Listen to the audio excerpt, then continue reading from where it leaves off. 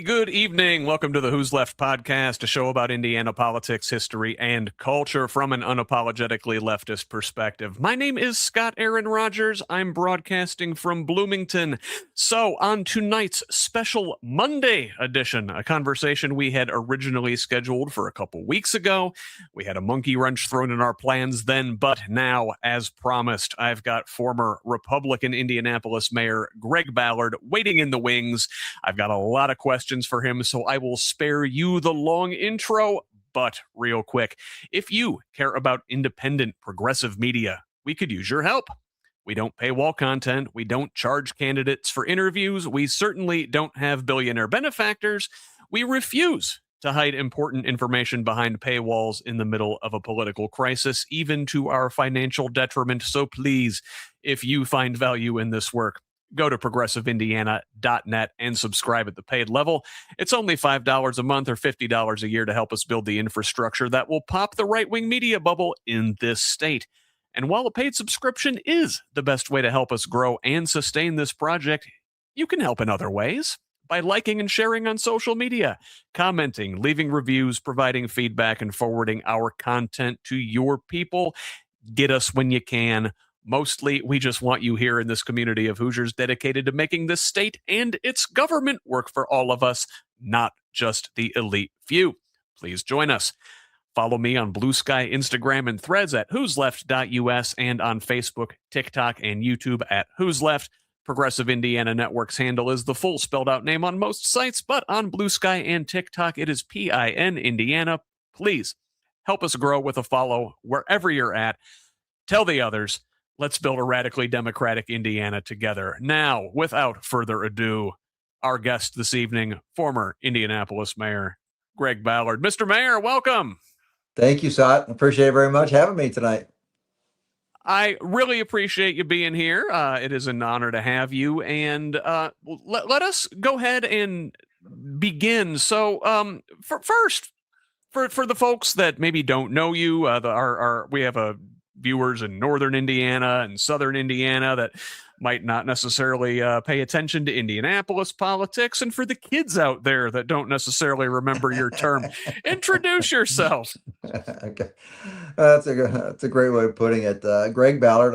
I grew up in Indianapolis, on the north. For those who know Indianapolis, the near northeast side, 30th and Emerson area, Martindale, Brightwood, that sort of area that I grew up in.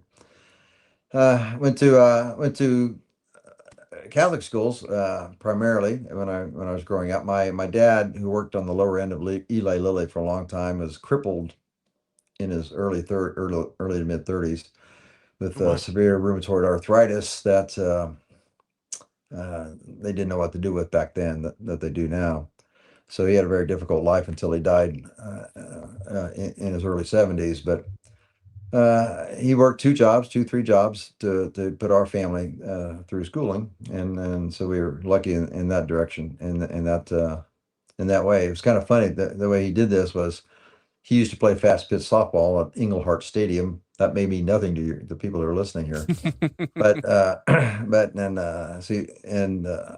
his friends told him primarily send your kids to these schools. So he did. He worked as a bartender and things outside of Lilly to help get us through schools, and went to IU eventually, and spent way much more time down there than I was supposed to, but it was a lot of fun. I enjoyed it. Rode a little 500 a couple of years, and had I wasn't a bad kid. I didn't get in trouble, but I wasn't exactly structured or motivated in any way. Again, nothing bad happened to me. I didn't do anything bad to anybody else either, but I just I kind of took my time to get through there. And once I did that, I left at the age of when I graduated.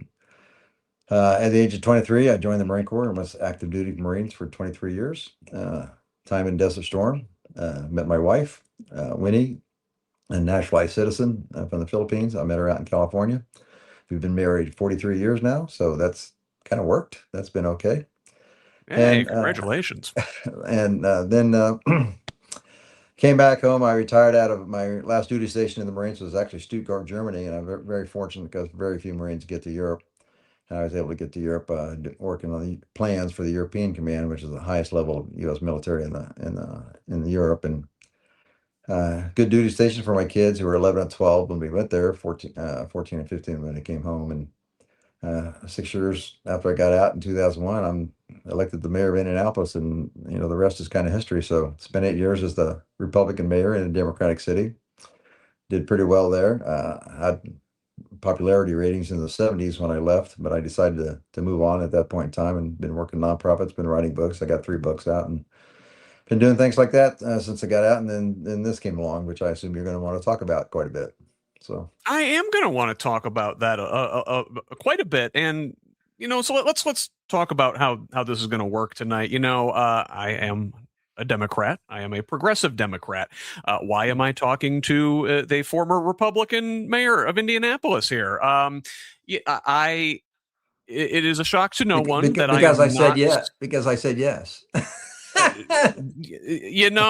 uh, it's harder to get to yes than you'd think for Secretary of State candidates around here. Yeah. But it is a shock to no one that I am not super trusting of my party's candidate for this race. And the other folks in my party will tell me to eat my vegetables, and I might not like it, but that's what I got to do.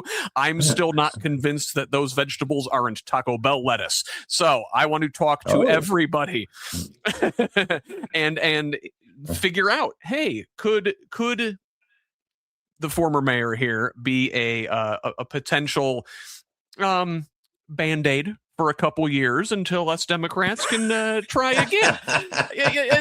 Listen, I know it's not exactly a ringing endorsement, but these times make strange bedfellows. So here we are. I guess tell me, first of all, about your Republican values. Why were you a Republican, and why are you no longer a Republican? Well, I think this applies to both parties. Frankly, they used to have principles. They do have platforms, but nobody follows them. So I think everybody knows that, and so I'm a big believer in individual liberty. I believe in less government. I believe in the free market. I believe in these things that used to actually matter, but frankly, nobody in government seems to do anymore. So I kind of believe in those things. Uh, that's why I did what I did. But I lived around the world when I was in the Marine Corps. Been around a couple times actually. Was in the Gulf War, like I say, back in 1991. I understand what tragedy looks like. I understand sadness. I understand all of those things. I understand how people live. I understand how I grew up. I understand how when I became the mayor, obviously, I saw much more of that, and I understood it. So I think I have a pretty good record in that regard. But I I just don't like where the parties are right now. I don't like, to be frank, really, I don't like the purity tests. I don't like the extreme ideology that I think both parties are kind of exhibiting. They've gone too far and they've lost the average person. You probably heard me say this if you're following anything. That 41% of people in Indiana consider themselves independent. And I was at a conference in West Virginia this weekend where I found out that nationally that number is actually higher. And Oh wow. I think it's about 46 nationally that consider themselves independent. So it's interesting that the break, and when people say we're split 50-50, yeah, we are. But the 50-50 is not Democrats and Republicans. The 50-50 is 50 are affiliated with the two parties and 50 are independent. That's the split in the country right now. And neither party seems to understand that because both of them, I think, have done a really masterful job of closing up voting access to almost everybody, certainly here in the state of Indiana. And they don't want anybody to intrude on their land, on their power. They don't want that to happen. And so both parties are kind of upset with me here in the state of Indiana because I actually broke through and broke through the very purposeful, punitive obstacles put in my way. And so that's kind of how I see this. I think both parties have kind of lost their way. I don't think they represent the average person at all. And so that's why I'm doing what I'm doing. certainly not doing this for myself. Anybody who knows me knows what I mean by that. And I think the average person is not represented anymore. I just don't. And uh, numbers were presented to me in the past, recently in the last year, I'd say, because what I'm doing right now is not me. I didn't start this. I'm certainly going to try to finish this particular piece of it. But the Independent Indiana has been going on for almost 2 years now before they even brought me in to talk about these things. And they were doing lots of data searching and they were doing lots of polling and things like that to try to figure out, can this work? What's the most important problem that we have? Which I'll tell you here in a second. The why are people so upset with both parties? And would an independent have any particular chance to win this race? Because this race is the important one. I assume you know this is the one that goes with ballot access Yes. and everything. So, is there a chance to do it? And this was a particular sort of circumstances in this year, and uh, and so they talked to me about it. I was actually down at IU, and I think I finally crystallized for me. I was talking to students about my most recent book, and I was telling them that if you want to get in the game, then you got to run for office, or you got to work for somebody running for office. You got to, if you want anything change, you got to get in there. And then I realized I'm still healthy. I'm in good shape, and good people are opting out. Both parties. Good people are saying I've had enough. The toxicity is too much. The heat's too much. I don't need to live my life like this. I'm going to go play with my kids or grandkids. And I frankly, I had the opposite view, which is I'm opting in. Well, these good people are opting out, and I understand how they feel completely. It doesn't bother me necessarily, but I said I think I need to opt in to see if I can help change this dynamic that has got everybody so divided in this country and that has brought toxicity to the politics, and that's why I'm doing what I'm doing. If we've seen anything in the last several years, it is that the two party system is incredibly unpopular. For as underwater as President Trump, for example, is right now, his approval ratings are in the 30s. He is Mhm. in the tank, and yet Democrats are even lower. I think our approval rating as a party is something in the neighborhood of 28%. People are hungry for something, anything else, some kind of change. It is my contention that voters, at least at the national level, have been voting for change for going on 20 years now, and still haven't gotten it. And I spoke to a UK author, about a month ago. He put out a book and arguing for a no party system, which I think is a very neat idea. But at the very least, um, it's very hard to express the range of political opinion in just two parties. If you look at countries that have healthy, thriving democracies now, they all seem to have multi-party systems. Two-party systems are not doing great. His country, the UK, they're on like their 10th prime minister in the last 7 years or Yeah. something.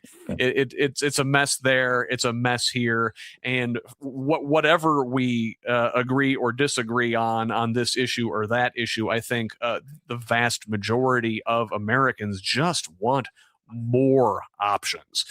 So Now let's you're getting it. yes, yeah. Now you're getting it.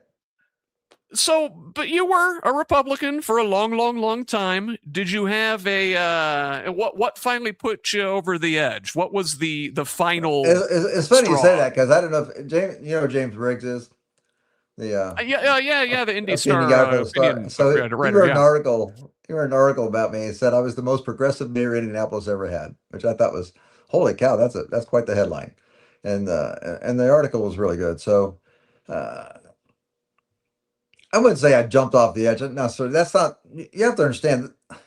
I look at this differently. The teams are not the Republicans and the Democrats. The team is America. It's Indiana. That's the team. And so I'm not beholden to anybody in that regard. So and I frankly I never was.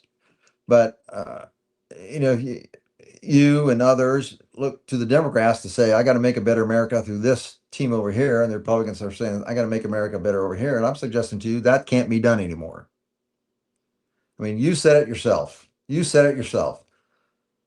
The Republicans are, I saw the numbers in Indiana for Republican approval ratings, and it's very low. And so, which begs the question, why are Democrats not running the races? Because winning the races, because they're lower in Indiana, as you just mentioned, across the nation also. Their approval ratings are even worse. So, but here's the funny thing, they're in power. They're setting the rules. They are setting the rules. And Wyatt just had to spend 700,000 plus dollars to get on the ballot. You think that's fair? Of course not. It's not even close to fair.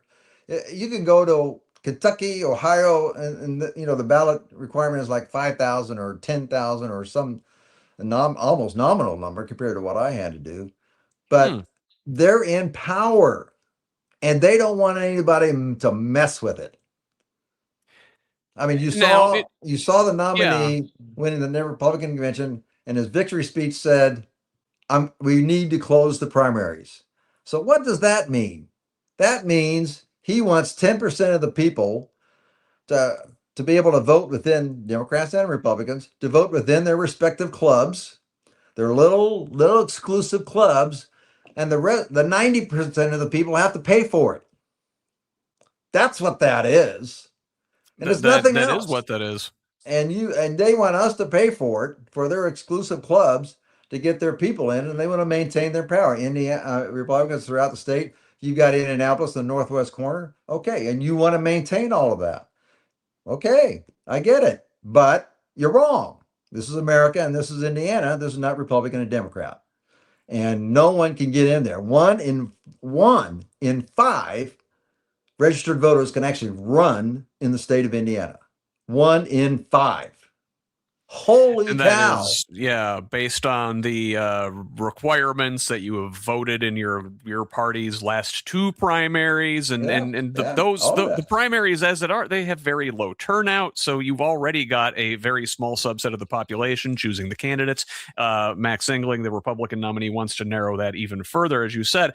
And now the rules But largely in Indiana have been set by Republicans over the last 20 to 25 years, though, Democrats have their safe spaces where they're little playgrounds where they and like they're to maintain and their they're own and they're sort of comfortable. control. So what But happened? What happened 2 months? What yeah, happened in May? 10% of the people in Indiana just elected 95% of the legislature. The November elections of no consequence. None. in very It many happened states that in is May. true. Yes. In May. So the main problem, as I told you I was going to get to, there are no competitive elections in November. That's the problem. There are no competitive elections in November. So how are you going to get choice? How are you going to get different views? How are you going to get people working together? Because all this is decided in May at the conventions and at the primaries. That's when all this is decided. It's not decided in November. And so they don't want people like me and others to be messing with their perfect pie. They just don't. Mm. And I am. And they don't like it. So Neither party. yeah, let's talk about how we're going to achieve that. I mean, now obviously getting the Lincoln Party and having ballot access for another party is a very important part of the process. The Libertarians have been out there for with 30 years, I think, with ballot access. 94, I They think. Yeah. maybe, I think, in at their high water mark is something like 10% of the vote, which is Mm. impressive in its own right, but not really a threat to win an election. But so many of the election laws that would need to change, the Secretary of State can't make those changes. They can advocate for those changes, but a lot of that is going to take the legislature to agree to changing election law in this state. How do you contend with that? We're going to be putting out a voters' bill of rights, and so we're going to take it from the voters' point of view, and that you have a right for this, and this. You'll see that. One of the things I can do is the voters' guide, which I think we can do within the money as long as the legislature doesn't take the money away. But within the current budget, we can put out a voters' guide, which lots of states do. And when you go into the booth, you don't know everybody you're voting on, but you should, and we can help do that. But we're going to put out a voters' bill of rights saying, and yes, do some have to go through the legislature? Yes, but we're trying to tell people that this is a closed system. It's purposely closed to preclude anybody from changing the power structure in the state, not allowing voters to have choices, which they really don't, and that it's all designed so that those two parties stay in power. That's what this is. That's what this is. And the Voters' Bill of Rights will address that. You'll see. I don't want to give away everything right now, but Well, the fact so is, you mentioned the the voter voters book, don't they which they I don't think, understand. They yeah. don't understand that it's like this because they just accept it. They just accept it, and they don't understand. We're going to tell them. Something needs to change for sure. Indiana is 50th out of 51 jurisdictions, I believe, if you count DC as well, in terms of voter turnout. That is an embarrassment. We should be embarrassed as Hoosiers that we're not participating. But to your point, I mean, so much of that is determined in the primary because we It don't is. typically have competitive elections in November. And, lack of information is a major part of that. I think you mentioned a voter guide, which I think is a brilliant idea. That is something that my preferred candidate in our Democratic primary advocated for, and she is begging our current nominee to adopt it. It is a common sense thing It is. for voters in any state to want to have. I don't know why any Republican, Democrat, socialist, libertarian, whatever, why you wouldn't want voters to have information about who their candidates are. It goes to straight ticket voting. They don't want you to know. They don't want you to know. They want you to pull a red or a blue lever. That's it. They don't want you to know. Well, I've already talked to the League of Women Voters about this. They do something, and I want to. I'm not one to create everything from scratch. We've got something we can really build on and put it out throughout the state, but they don't want you to know who's in there. They don't. Come on, you get this. Certainly you understand Yeah. this. It's certainly not reinventing the wheel. Like to your point, there are plenty of states, mostly out west, I want to say, that already do this sort of thing. They Yeah. send this voter guide, Colorado does, I however know. many Yeah. days before the election to every registered voter in the state. Now, I don't want to know what exactly all in your voter bill of rights yet. We'll leave folks to wonder, but I think one of the concerns that we have is that there are far too many hoops for folks to participate in the elections. Indiana led the nation in voter ID, Yeah. and you can say what you want about voter ID, but it is in its way a poll tax. Where do you come down on voter ID? How President Trump is pitching this Save Act thing, which would make it even more difficult for people to exercise their right to vote. How do you plan to bring more people into the voting process and make sure the folks that Yeah. are supposed to vote are voting? And I would be remiss if I didn't mention now that voter fraud basically not a thing. So go off. Yeah, there were, I believe, 21 people, non-citizens out of 2.9 million, which I think comes out to like 0.0007% or something like that. So It's a really not a fraction of a bad fraction thing. of a fraction. And Yes. most people don't know that our voting machines are offline. So you can't hack into them; they're offline. So, but I know I'm okay with photo ID. I am. I don't want people to have to go through hoops. The Save Act is way beyond the pale. But a photo ID to vote, I think, is just fine.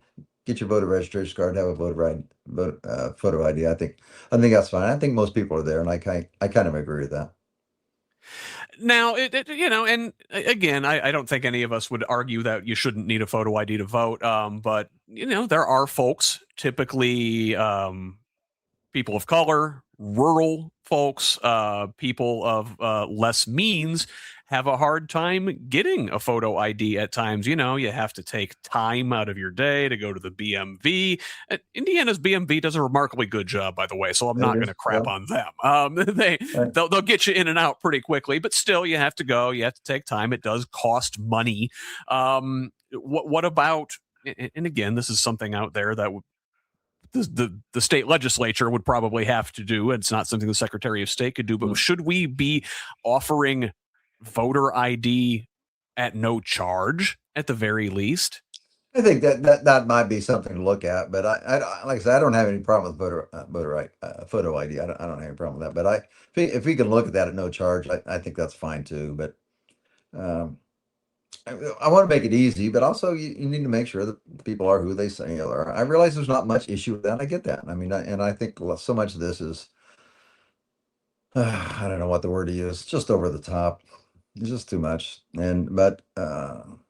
But I think the basic still works, frankly.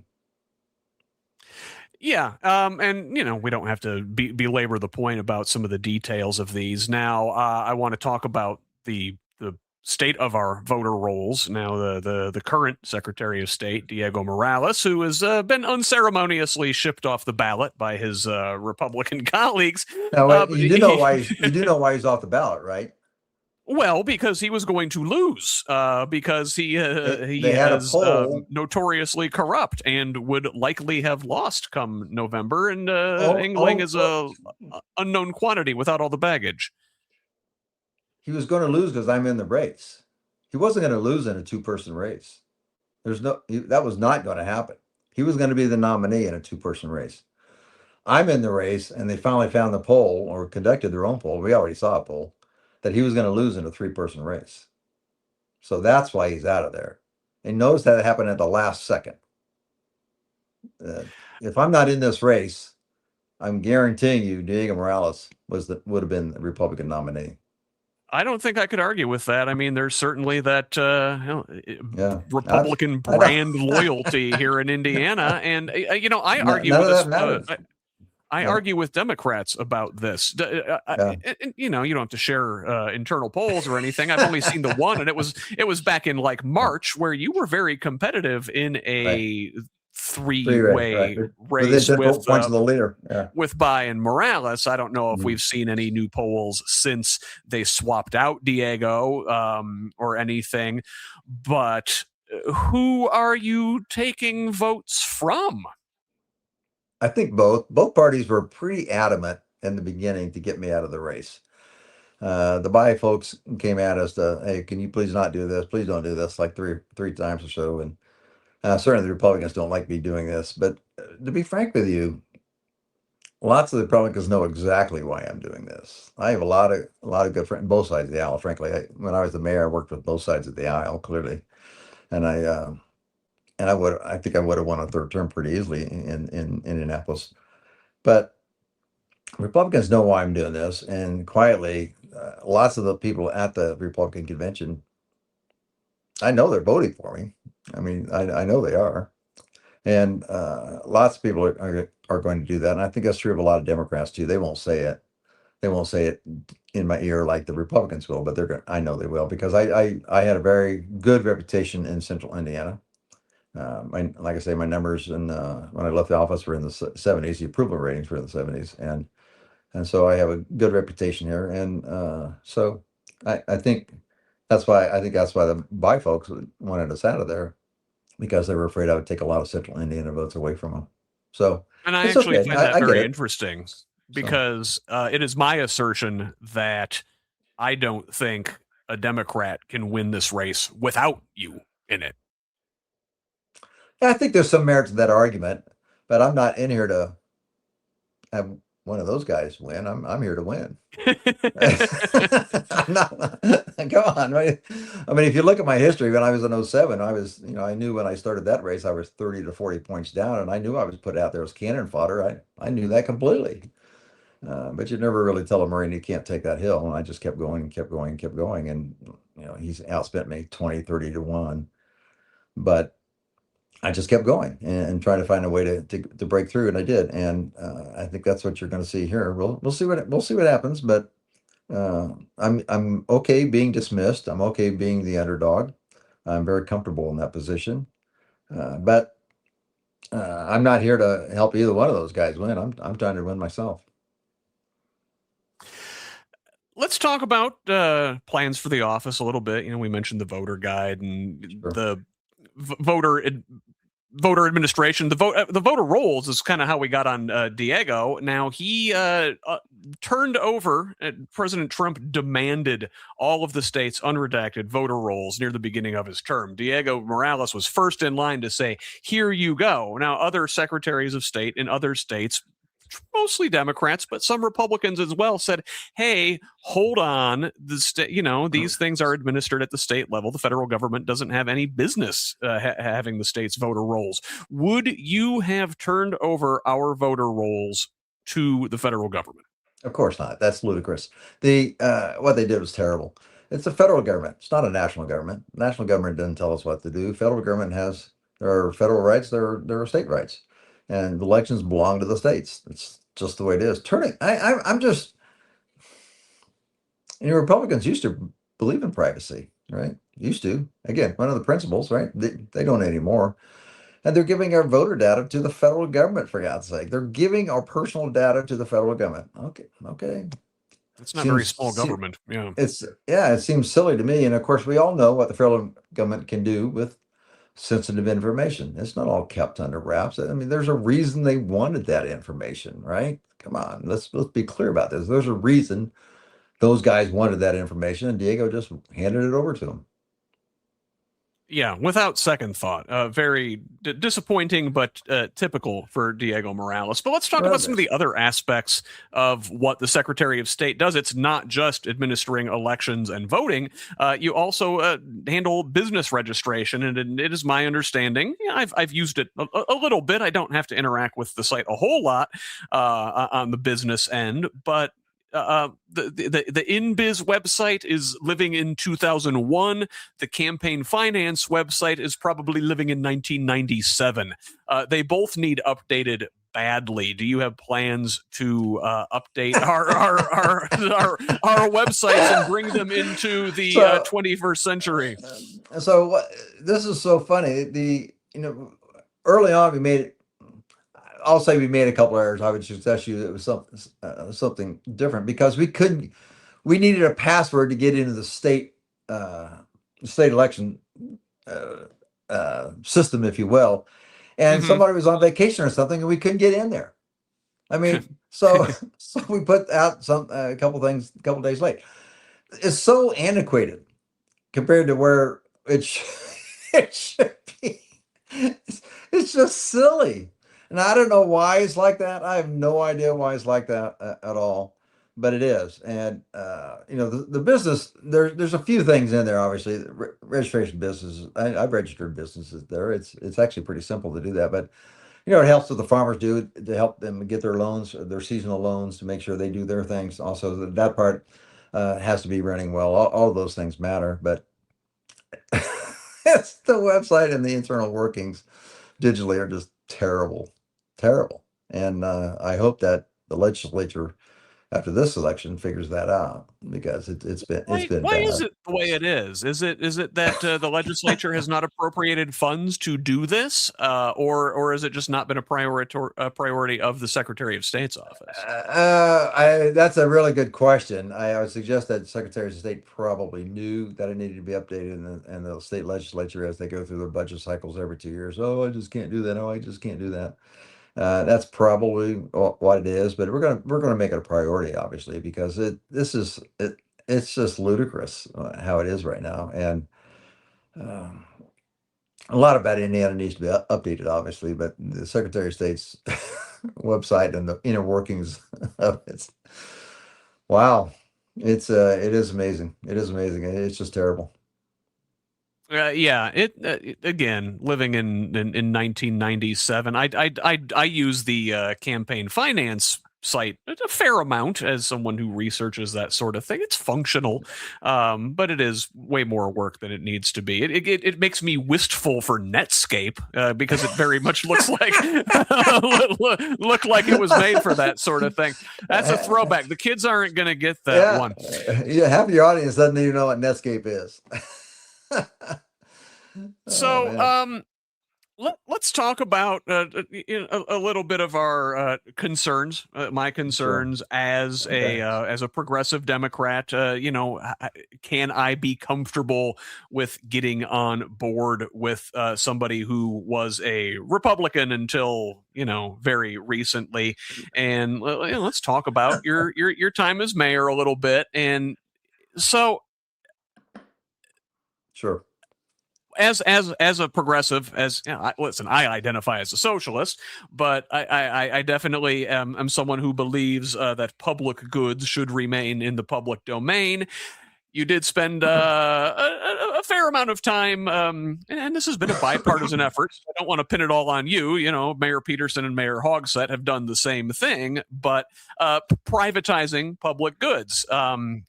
The city's parking meters, the schools we've talked about. That's something we talk about a lot on here. There's these electric car deals. I don't fully understand all that. Listen, I'm a big fan of electric vehicles, but I worry, and this has been my concern with the Democratic nominees, the folks that are his campaign donors are being lined up to benefit from his public service career. Are the folks that donated to your campaigns as a mayor, did they benefit from those privatization deals? Did they do better financially for having donated to your campaign then? Well, I didn't really have any campaign supporters or donors in '07, so I'm not sure what you're talking about there. There wasn't very much there at all. So the Republican Party, with some exceptions, some rare exceptions, and largely didn't support me going into office in '07. Uh, I got there. I mean, there was some infrastructure there. There were some wonderful people there that helped me out. No question about that. But when you consider the most cash I ever had on hand was 200,000, and my opponent spent 4 million, well, you can see what that was about. So I never. It's kind of funny, but certainly it was different in 11. No question about that. But I'm sure you won't believe this, but I don't. Um, People who know me know this is true. I never looked at who donated how much. I knew who was donating, no question. How much? Didn't really know. I had a sense that probably richer people probably donated more.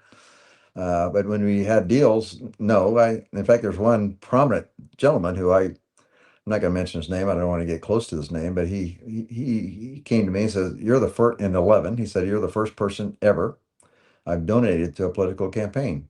Frankly, you know the name." And I said, "Well, God, that's really nice. I appreciate it because we think people are voting, of course, because we created a level playing field. We were fair in what we did." And so he donated. Then he came to us a year or so later and said, "Hey, can I get a break on this?" And we said, "Well, we don't incentivize retail, so no, no." And that's kind of who we just played it fair. I mean, our numbers, and this is antiquated based on what just happened with the governor. We can talk about that all you want if you want to, but our minority business contracts went up, quadrupled based on Mm. previous. Our women, I hesitate to tell you the real number because you won't believe it. I'll just say the lower number. Women contracting went up 10 times. 10 times. So I suggest to you that's probably not the big boys coming into play at that point in time. That's because we had a great guy named Dave Sherman who owned a water company back in the '80s. I mean, I had a nationally known water guy as my first public works director. I mean, oh my God, he saved the ratepayers $1 billion easily, easily.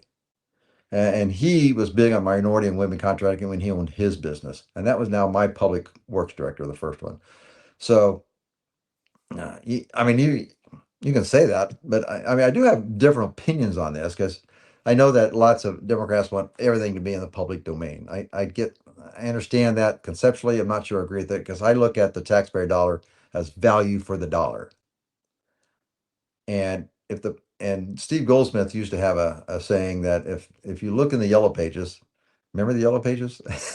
If you look in the yellow pages and there are three companies and they're doing something that the government is doing, maybe you should contract that out because they'll probably do it better. So that was kind of his philosophy. We did a little bit of that. I don't think there's any question about that. I'll give you the parking meter deal. Okay. So you mentioned parking meters. Mm-hmm. So I'll give you two examples if you don't mind. We were running parking meters in the city when I became the mayor.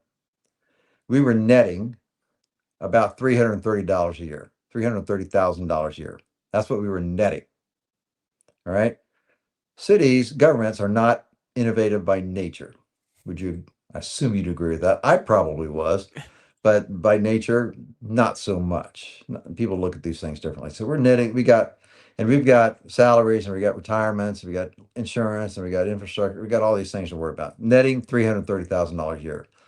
I bid it out. Can somebody do this better? It came out to be primarily minority and women-owned business consortium called Park Indy. Mm-hmm. In 2 years, we're netting $3.5 million. $3.5 million. We went from 330,000 2 years later to $3.5 million. Now, we're the taxpayer, and by the way, higher approval ratings of the parking meters than previously, because you know as well as I do, we all carried around nickels, dimes, and quarters to feed those meters, right? Because no one was doing anything about that. No one was fixing that part of it because the government's not built to do that sort of thing. So we bid it out. We got the best parking meters. You can do it by your phone. You can find the parking spots through your phone. You can do all of these things, and we netted $3.5 million. And I don't have salaries, and I don't have infrastructure costs or insurance costs, and I don't have pension costs and all those things. We just take the money, $3.5 million, and every year. And by law, that money has to go to infrastructure in the area of the parking meters. So I'm suggesting to you, were the taxpayers better served by the first method or by the second method? I suggest the second. So, and I'll give you another example. The velodrome in Marion. You won't believe this. We paid two ladies $70,000 a year, $35,000 each, to sit in a closed facility. I went and asked them, does this open to the public? This is a world-class facility, the velodrome. We built it for the National Sports Festival and the Pan Am Games. This is an unbelievable facility. It's sitting there closed. And we're paying $70,000 to two people who just keep it closed. And I said, is it open? We open it Monday night to the public. Okay. What a wonderful story, right? So it's on the property of Marion University, which is the best cycling school in the nation. You may not know that. Marion University. I was not aware of that. There are no divisions in cycling. There's no Division I, Division II, in it. There's none of that stuff, right? There's just schools, colleges. Marion University is the best cycling school in the nation. And they're sitting right next to a velodrome that is not open to them. Wow. So we leased it to them for 15 years. And now we have national championships in there. They brought in road races. They built a cyclocross track by themselves, and they have regional, if not national, cyclocross. I mean, it's just now the area is completely active with bicycling in all these in the various forms, rather than that facility sitting there closed all year long. Now, was the taxpayer served by the first one or the second scenario with Marion? I suggest the second one, just like I did with the parking meters. It's taxpayer value for the dollar. That's what it is. It's not just all the dollars going public. It's the taxpayer value and what are they getting out of this. And there are several instances where that really applies. And I suggest to you, in those two instances that I just talked about, the taxpayers was much, much better served than just all public dollars being used.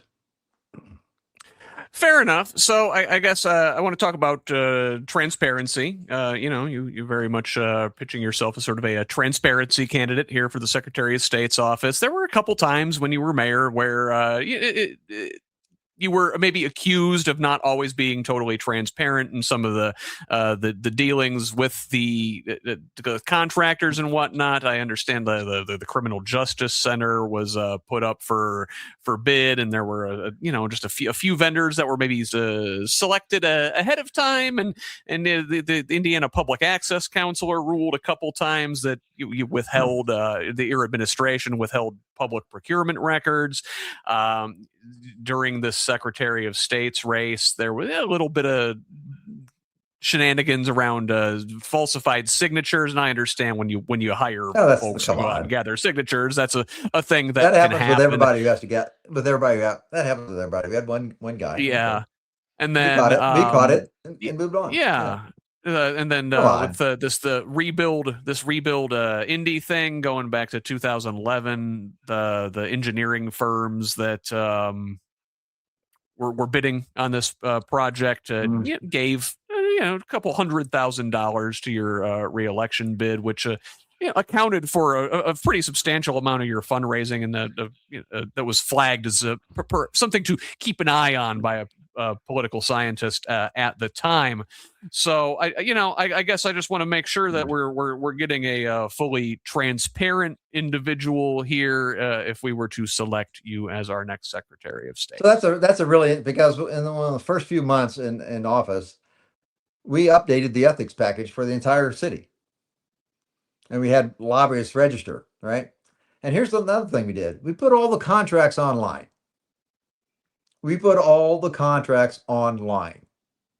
Anybody else do that? No. Is it happening now? I have no idea, but I know we did. We put them online so people could see them. So we initiated that. We did that. Wasn't done before. We did that. So you can say what people can say things all they want, which is fine. I get it. It's politics. I kind of get it, but we did that. So I don't know where that's coming from. The engineering firms that we use are pretty much the engineering firms that everybody uses in the city and the state. And so that's just part of it. But I would suggest you go back to the minority and business numbers that I talked about. There are businesses open today. I can tell you two of them right now. I won't mention their names, but a woman-owned business, engineering firm, and a vehicle wholesale supplier, minority business, is open to this day. And they thank me every time they see me for that, because we made sure that we use those firms. That's what we did. Those goals that we put in, and by the way, we're the ones who started the veteran firms and the disabled. We started those. Our administration started those goals with veterans and disabled. And the state is now using veteran as about the only thing left, right? Yeah, I wanted to ask about that. The state didn't use veterans goals until we did veterans goals.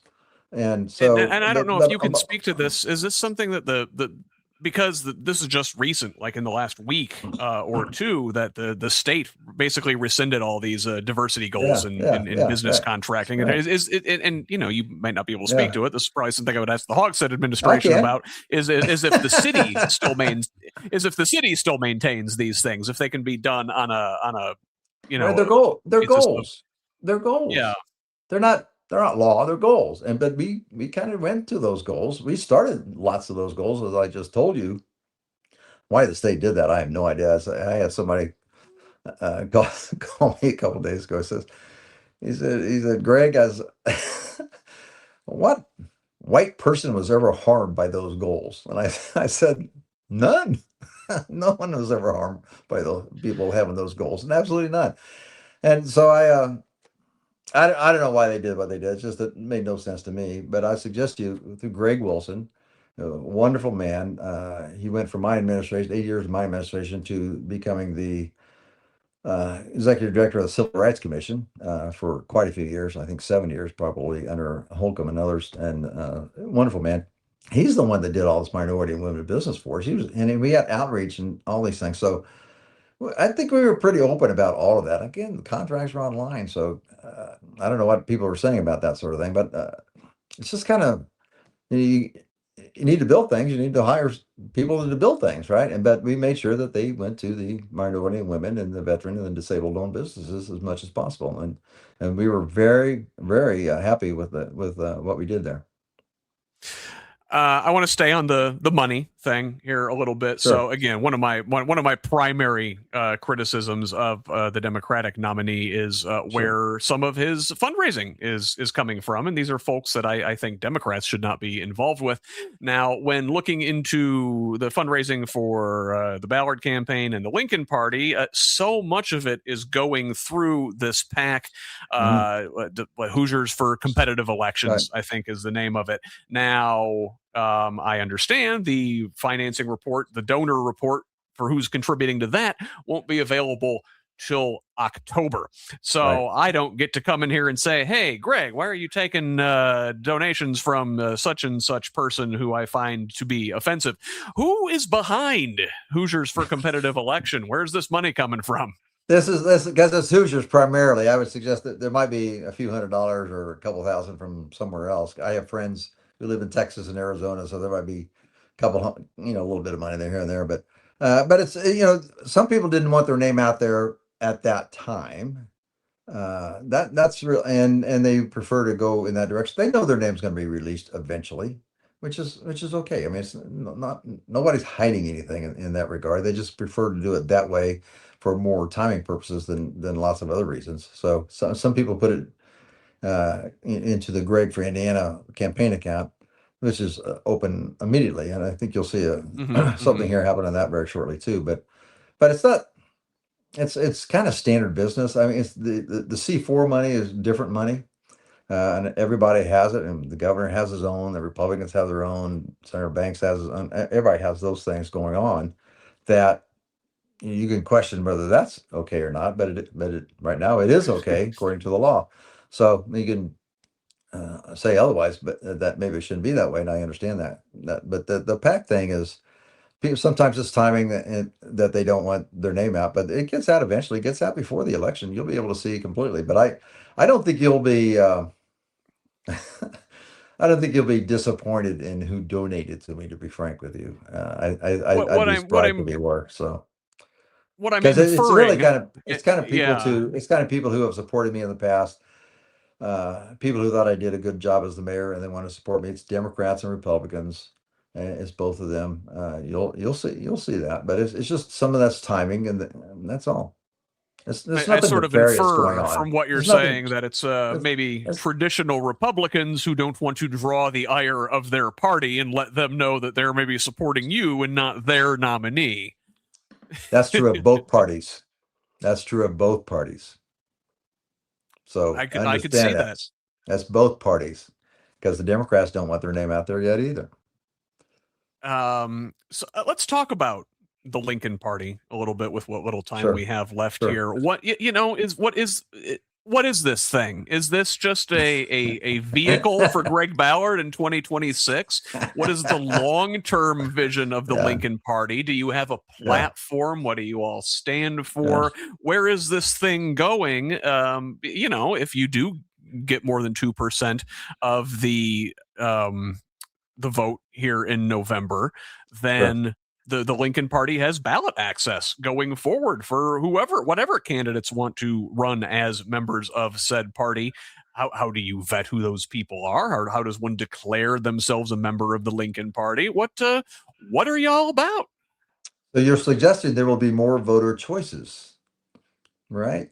I think you said that in there, right? There'll be more voter choices. So vehicle is a good word for this cycle. It is a vehicle to get us there because I win this race and I want to run again in 4 years.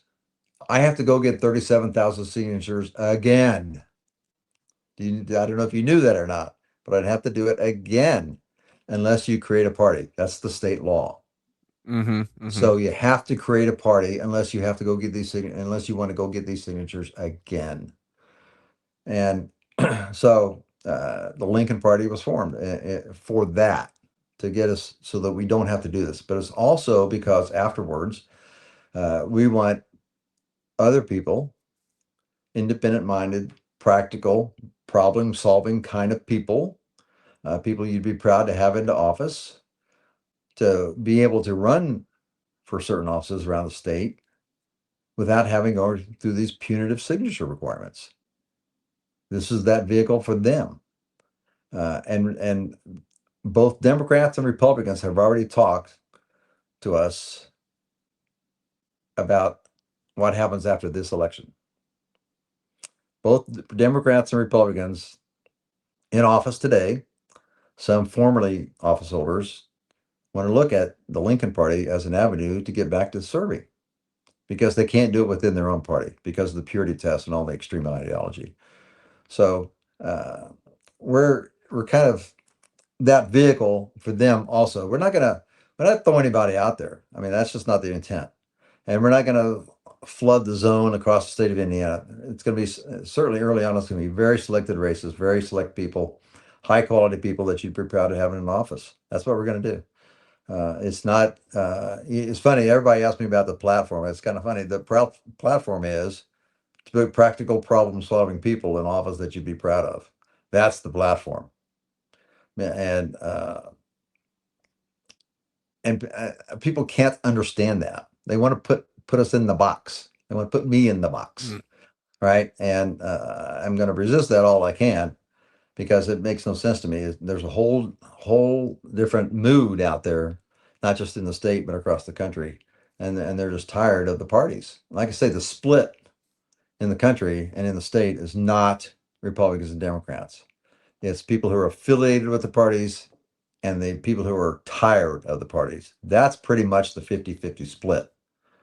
And the unaffiliated folks love what we're doing right now because they understand it. They understand what we're trying to do. Does that answer the question? Is that okay? Absolutely. And listen, I'm sure we have plenty of policy disagreements, but I am definitely in favor of having more options out there. And I think, listen, I as a leftist need a home for the centrist Democrats to find themselves in after we take over the party. So listen, I am in favor of you giving them that place to land. I don't want them to be homeless. Okay. So listen, with a couple of minutes left, what's your final pitch, like to the disaffected Republican who thinks that they've gone too far, too extreme MAGA, to a progressive like myself who is maybe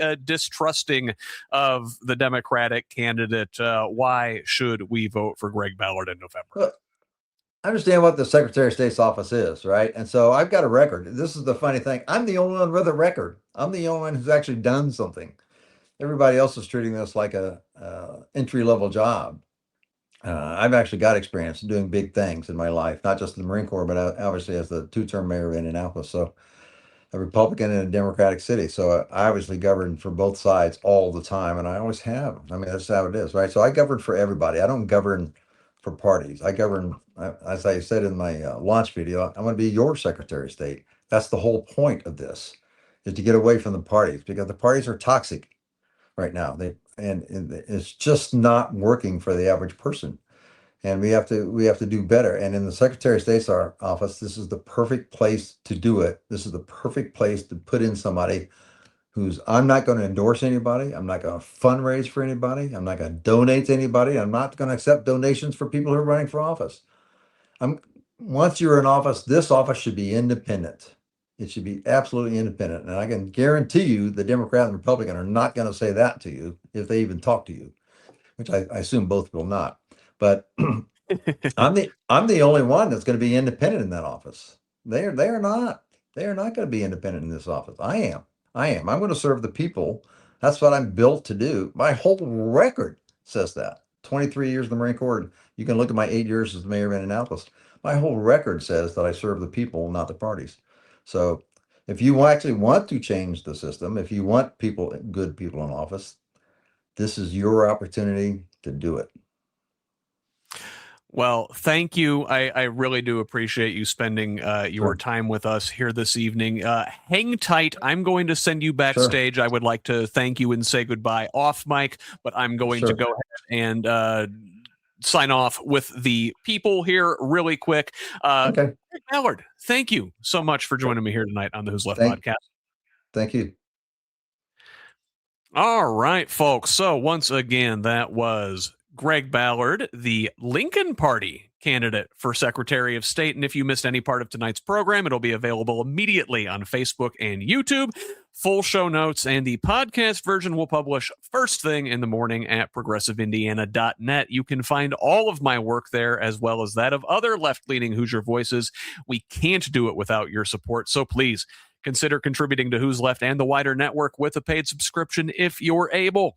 This independent media project relies solely on the generosity of kind patrons like you to make this information available for free to everybody.